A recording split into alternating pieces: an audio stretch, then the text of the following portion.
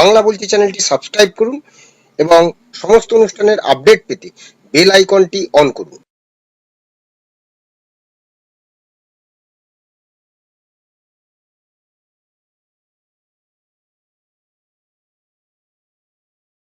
নমস্কার, বাংলা বলছি চ্যানেলে আপনাদের স্বাগত। আমি বিপ্লব দাস বলছিলাম।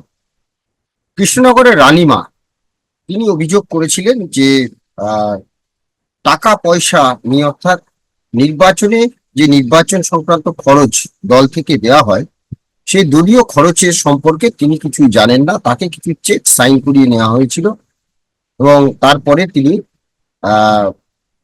যে নিচুতলার যারা ভোটটা করায় সেই সব কর্মীদের কাছে টাকা পৌঁছয়নি, এমন অভিযোগ তিনি করেছেন একটি সংবাদ মাধ্যমে। এবিপি আনন্দে সেটা আমরা দেখেছি। সেই সঙ্গে আরেকটা বিস্ফোরক অভিযোগ আজ উঠে এলো। আমরা দেখতে পাচ্ছিলাম যে দিলীপ ঘোষ বিভিন্ন জায়গায় তার ক্ষোভ উগরে দিচ্ছেন যে বর্ধমান দুর্গাপুর কেন্দ্রে তাকে শেষ মুহূর্তে পাঠানো হয়েছে। মেদিনীপুর থেকে তিনি দুর্গাপুর বর্ধমান পূর্ব কেন্দ্রে যান এবং সেখানে তার প্রায় 1 লক্ষেরও বেশি তিনি ভোটে পরাজিত হয়েছেন।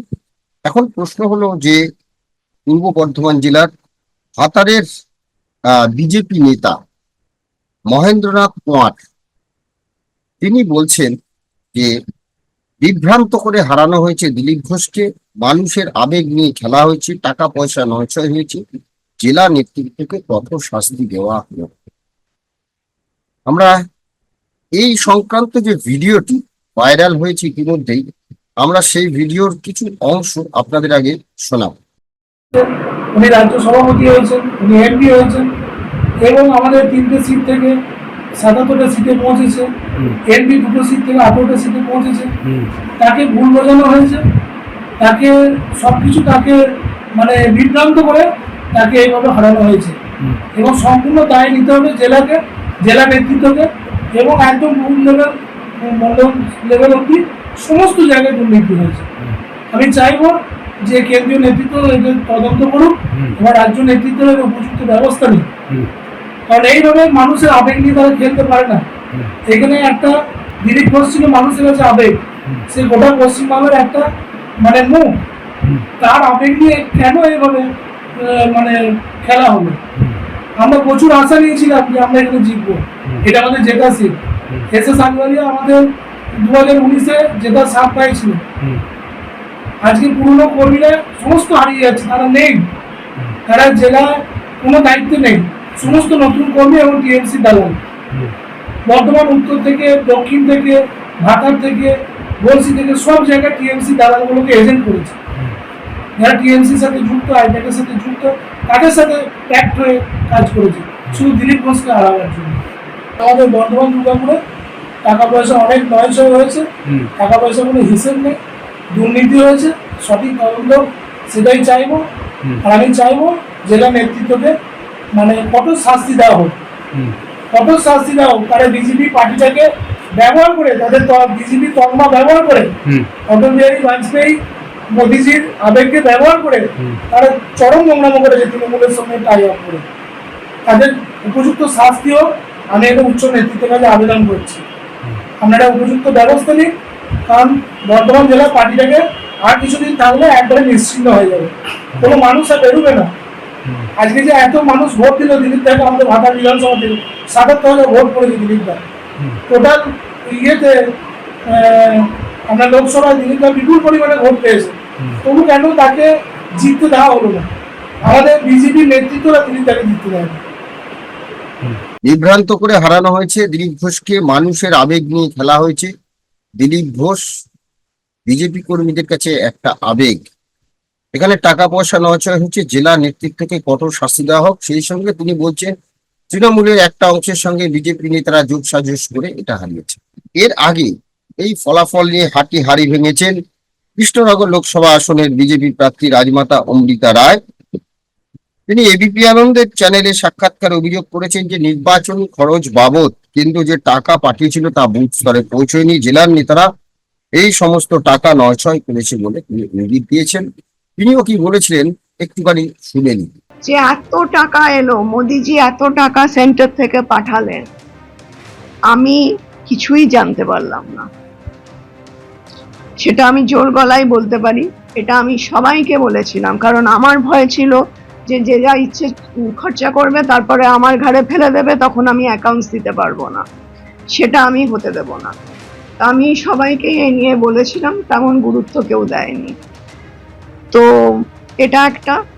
আর 2 নম্বর কথা হচ্ছে, আজও কিন্তু আমি জানি না কত টাকা এসছে বা কত টাকা খরচা হয়েছে। চেকবুক বা না, আমার কাছে নেই চেকবুক, পাসবুক আমার কাছে নেই। শুধু কিছু চেকস আমাকে দিয়ে সই করিয়েছে, এবং ভার্বালি হয়তো কিছু আমাকে যেটা বললো, আপনার ছেলেকে তো আমি 51 লাখের হিসেব দিয়ে দিই। আচ্ছা, 51 লাখ কি কম যে মুখে মুখে হিসেব দিল আর আমার মাথায় ঢুকে গেল? সেটা তো আমার লিখিত চাই, সেটা হয় না ওরম ভাবে। আর আমি যদি পরিষ্কার ভাবে হিসেব চাই, তা দোষটা আমার কোথায় হলো? আর আমি হলে কি করতাম, আমি পার্টির খরচার জন্য যা লাগতো দিয়ে দিতাম, তুমি যেটা চাইছো নিয়ে নাও, বাকি টাকা ক্যান্ডিডেট রাখুক, যেরম দরকার হবে সেটা। আমি বলছি না যে আমার লোককে আমি দেব, বা আমি নিজের জন্য খরচা করব, বা কাউকে এসি কিনে দেবো, এইসব আমি বলছি না। আমার মনে হয় কর্মীদের দিয়েই তো ভোটটা করানো হয়, নেতারা তো ভোট করাতে যায় না, কর্মীরাই ভোটটা করে। তো তাদের যদি আপনি খুশি রাখতে না পারেন, তাহলে কি আপনি সাকসেসফুল হবেন? একদিকে হচ্ছে যে পূর্ব বর্ধমান জেলার ভাতারের বিজেপি বিধায়ক মহেন্দ্রনাথ কুমার, আর অন্যদিকে কৃষ্ণনগর লোকসভা কেন্দ্রের বিজেপি প্রার্থী রাজমাতা অমৃতা রায়, দুজনে কিন্তু একই অভিযোগ করেছেন। শুধু এই 2 কেন্দ্র নয়, আমরা কানাঘুষোই আরো বহু কেন্দ্রে কিন্তু এই অভিযোগ এসেছে যে যাদেরকে নির্বাচন পরিচালনা করতে দেওয়া হয়েছে, প্রার্থীর নামে টাকা এসেছে, এবং যা হয় প্রার্থী নিজে সই করেন এবং তার সঙ্গে তার যে এজেন্ট হন, অর্থাৎ প্রার্থীর যিনি নির্বাচনী এজেন্ট হন তাকে থাকতে হয়, এবং আরো একজনকে বোধহয় থাকতে হয়। সেই ব্যাংক অ্যাকাউন্টের টাকা কিভাবে খরচ হয়েছে না হয়েছে, এবার যেমন 95 লক্ষ টাকা পর্যন্ত খরচ করতে পারবেন একজন প্রার্থী, এবং সেই খরচের কি করেছেন না করেছেন সেটা কিন্তু নির্বাচন কমিশনকে সমস্ত কাগজপত্র অডিট আকারে জমা দিতে হয় প্রার্থীকে। এখন প্রশ্ন হলো, যেভাবে একের পর এক অভিযোগ উঠছে বঙ্গ বিজেপিতে, তাহলে কি বিজেপি নেতারা সব জায়গাতেই একই কথা উঠছে, যেটা দিলীপ ঘোষ বলেছিলেন দালাল? অনেক হয়তো ভাবছেন যে রাজ্য স্তরের কোনো নেতাকে হয়তো দিলীপ ঘোষ বলছেন, তো এখন বোঝা যাচ্ছে দিলীপ ঘোষ কাদেরকে দালাল বলছেন, অর্থাৎ যারা এই আহ জেলা স্তরের যে সমস্ত নেতা যারা নির্বাচনের দায়িত্ব নিয়েছেন, সেই সমস্ত নেতাই কি দালাল? তাহলে দিলীপ ঘোষের কথাই কি সেখানে মেনে নেওয়া হচ্ছে? পূর্ব বর্ধমান জেলার ভাতারের বিজেপি বিধায়ক মহেন্দ্রনাথ কুমার তার নির্বাচনী টাকা নয়, শুধু নয়, তিনি বলেছেন দুর্গাপুর লোকসভা আসনে বিজেপিকে হারাতে, বর্ধমান দুর্গাপুর লোকসভা আসনে বিজেপিকে হারাতে তৃণমূলের নির্বাচনী এজেন্ট আইপ্যাকের সঙ্গে রীতিমতো ষড়যন্ত্র করেছিল জেলা নেতৃত্ব। জেলা নেতৃত্বের প্রতি ক্ষোভ উঠবে তার অভিযোগ। দিলীপ ঘোষ রাজ্য সভাপতি হয়েছেন, সাংসদ হয়েছেন, রাজ্য বিধানসভার 3টে থেকে 77 আসনে পৌঁছে দিয়েছেন, লোকসভার 2টো আসন থেকে 18টা আসনে পৌঁছে দিয়েছেন, তাকে ভুল বোঝানো, অর্থাৎ দিলীপ ঘোষ ভুল বুঝেছেন, তার মানে তাকে বিভ্রান্ত করা হয়েছে, তাকে বিভ্রান্ত করে হারানো হয়েছে। এর দায় জেলা নেতৃত্বকে নিতে হবে। মন্ডল স্তর পর্যন্ত ব্যাপক দুর্নীতি হয়েছে। আমি চাইব কেন্দ্রীয় নেতৃত্ব তদন্ত করে এদের বিরুদ্ধে উপযুক্ত ব্যবস্থা নিক। আমরা দেখেছিলাম যেদিন নির্বাচনে আহ আহ, জয়ী হয়েছিলেন সৌমিত্র খাঁ, বিষ্ণুপুরের সাংসদ, তিনি কিন্তু একদম শেষ পর্যন্ত থেকে নির্বাচনে তিনি জয় পেয়েছেন, যেখানে গণনা কেন্দ্রে থেকে তিনিও কিন্তু প্রায় একই অভিযোগ তুলেছেন যে তৃণমূলের সঙ্গে রাজ্য এবং জেলা স্তরের নেতাদের একটা যোগাযোগ রয়েছে, যে যোগাযোগের কারণে এই ফল হয়েছে। তাহলে মহেন্দ্রনাথ কুমার যে অভিযোগ করেছেন বর্তমান লোকসভা আসনে নির্বাচনী খরচ বাবদ কেন্দ্রীয় নেতৃত্বের টাকা নয়ছয় করা হয়েছে, টাকা পয়সার কোনো হিসেব নেই, দুর্নীতি হয়েছে। তিনি দাবি করেছেন যে বিষয়টি তদন্ত করে জেলা নেতৃত্বকে কঠোর শাস্তি দেওয়া হোক। বিজেপিকে ব্যবহার করে মোদিজি, অটলজির নাম ব্যবহার করে তৃণমূলের সঙ্গে সাজস করে চরম নোংরাম করেছে, তাদের উপযুক্ত শাস্তি তিনি চেয়েছে। অর্থাৎ আমরা যদি দেখি, একদিকে দিলীপ ঘোষ, একদিকে সৌমিত্র খাঁ, রাজমাতা অমৃতা রায় এবং আরো অনেকে কিন্তু ধীরে ধীরে, তারা হয়তো প্রকাশ্যে বলেননি কিন্তু আড়ালে আবডালে শোনা যাচ্ছে যে এমন অভিযোগ কিন্তু রয়েছে। কারণ প্রার্থী তালিকা ঘোষণার পরে রাজ্য থেকে জেলা স্তরের নেতাদের যখন দায়িত্ব দেওয়া হয়, সেই জেলা স্তরের নেতারাই সেই জেলায় নির্বাচনের দায়িত্বে থাকেন, তারাই নির্বাচনটা পরিচালনা করার জন্য থাকেন। প্রার্থীকে নিয়ে তারা বিভিন্ন জায়গায় যান, কিভাবে নির্বাচন হবে না হবে, কোন জায়গায় যাবে না যাবে সেটা কিন্তু জেলা নেতৃত্বই ঠিক করে।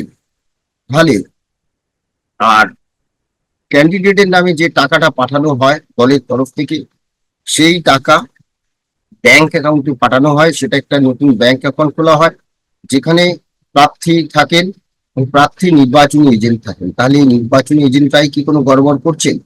তারাই কি জেলা স্তরের যে সমস্ত নেতা তাদের সঙ্গে থেকে সব গড়বড় করেছেন? এটা কিন্তু প্রশ্ন উঠছে। শুধু আহ আহ, আমরা বললাম যে শুধু একজন নয়, একের পর এক অভিযোগ কিন্তু আরো অনেকে মুখ খুলতে শুরু করবেন, কারণ প্রত্যেকেই তদন্ত করছেন যে কেন তাদের হার হলো। সুভাষ সরকার তিনিও হেরেছেন, বাঁকুড়া থেকে তিনি পরাজিত হয়েছেন। আহ আহ ঝাড়গ্রাম আসনটি বিজেপি হারিয়েছে, সেখানে প্রণত টুডু তিনিও পরাজিত হয়েছেন। মানে একের পর এক, অর্থাৎ জয়ী আসনগুলো কিভাবে পরাজিত হলো তার কিন্তু একের পর এক তদন্ত হচ্ছে। এবং এখন দেখার যে আগামী যে বিধানসভা নির্বাচন 2026 সালে, সেই বিধানসভা নির্বাচন এই রকম নেতৃত্বের আন্ডারে থাকলে তাহলে কি তৃণমূলের পক্ষে, বিজেপির পক্ষে এই রাজ্যে ক্ষমতার পরিবর্তনের যে স্বপ্ন বিজেপি দেখছি তা কি সম্ভব? এখন থেকে যদি পরিণতি বদলে ফেলা না হয় তাহলে কি সম্ভব? প্রশ্ন কিন্তু সেখানেই। বিজেপি প্রার্থীরাই এত অভিযোগ করেছেন, এই অভিযোগের কি শাস্তি হয় সেদিকে আমরা দেখবো। 2021 সালে বিধানসভা নির্বাচনেও কিন্তু দু একটি জায়গাতে এরকম অভিযোগ এসেছিল। পরাজয় কেন, তার তদন্ত কি হলো, এবং তা নিয়ে রাজ্য স্তর, জেলা স্তর যে নেতারা চেয়েছিলেন তার সঠিক তদন্ত হোক, সেটা কিন্তু হয়নি।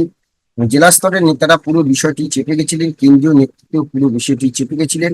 দিলীপ ঘোষকে নেতৃত্ব থেকে সরিয়ে দিয়ে, কারণ তার টার্মও শেষ হয়ে গেছিল, রাজ্য সভাপতি পদ থেকে সরিয়ে নতুন ভাবে সুকান্ত মজুমদারকে দায়িত্ব দেওয়া হয়। এবং সুকান্ত মজুমদার এবং বিরোধী দলনেতা শুভেন্দু অধিকারী এই দুজন মিলেই কিন্তু এই পুরো সংগঠনের দায়িত্ব নেয়।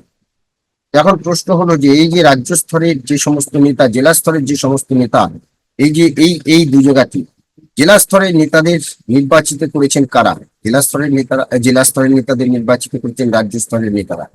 তাহলে এই নেতারা কোথায় কি কাজ করছেন, কার সঙ্গে কার যোগাযোগ, সেই সংক্রান্ত বিষয় তারা কেন নজর রাখবেন না? এবং এমন নেতাদের কেন দেওয়া হয়েছে যাদের সঙ্গে লড়াই, অর্থাৎ তৃণমূলের সঙ্গে লড়াই, সেই তৃণমূলের সঙ্গেই তারা যোগসাযোগ করে রেখে নিজেদের প্রার্থীকে হারানোর ব্যবস্থা করেছে।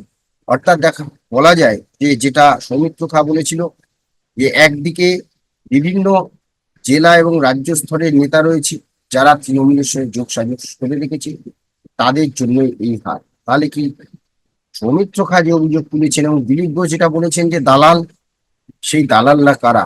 রাজ্য স্তরে যেমন, এমনকি জেলা স্তরের নেতারাও রয়েছেন। অর্থাৎ জেলা থেকে রাজ্য, রাজ্য থেকে জেলা, এই যে দুটি যারা এদেরকে নির্বাচিত করেছে, মানে তারা কি প্রত্যেকেই এর সঙ্গে জড়িত রয়েছে? সঠিক তদন্ত কি হবে সেদিকে আমাদের নজর থাকবে।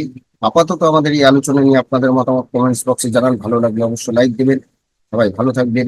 নমস্কার।